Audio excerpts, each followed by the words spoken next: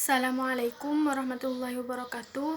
Perkenalkan, nama saya Nada Nabila. Di sini saya akan mempresentasikan artikel saya yang berjudul Meningkatkan Kesadaran Membayar Pajak Melalui Kepatuhan, Kualitas, dan Penerimaan Pajak.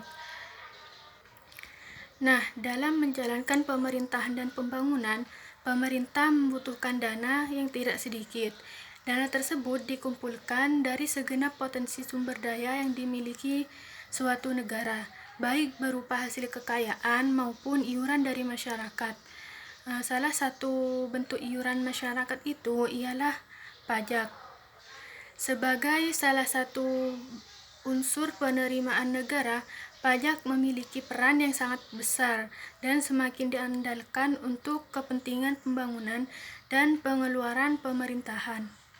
Menurut Mardiasmo, pajak dapat diartikan sebagai iuran rakyat kepada kas negara berdasarkan undang-undang yang dapat dipaksakan dengan tiada mendapat jasa timbal atau kontraprestasi yang langsung dapat ditunjukkan dan digunakan untuk membayar pengeluaran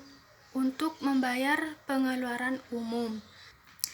Pajak sendiri memiliki dua fungsi. Yang pertama ialah fungsi penerimaan. Dalam fungsi penerimaan ini, pajak berfungsi sebagai sumber dana yang diperuntukkan bagi pembiayaan pengeluaran pemerintah. Yang kedua adalah fungsi mengatur. Nah, dalam fungsi mengatur ini, pajak berfungsi sebagai alat untuk mengatur atau melaksanakan kebijakan di bidang sosial dan ekonomi. Ismawan mengemukakan prinsip administrasi pajak yang diterima secara luas menyatakan bahwa tujuan yang ingin dicapai adalah kepatuhan sukarela. Kepatuhan sukarela ini merupakan tulang punggung sistem self-assessment di mana wajib pajak bertanggung jawab menetapkan sendiri kewajiban pajaknya dan kemudian secara akurat dan tepat waktu membayar dan melaporkan pajak tersebut. Ada dua macam kepatuhan, yaitu kepatuhan formal dan kepatuhan material. Kepatuhan formal itu adalah suatu keadaan di mana wajib pajak memenuhi kewajiban secara formal sesuai dengan ketentuan dalam undang-undang perpajakan.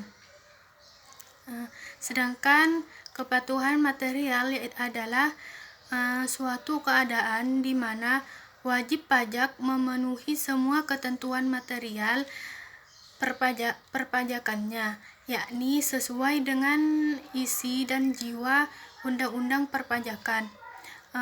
Kepatuhan material ini dapat juga meliputi kepatuhan formal.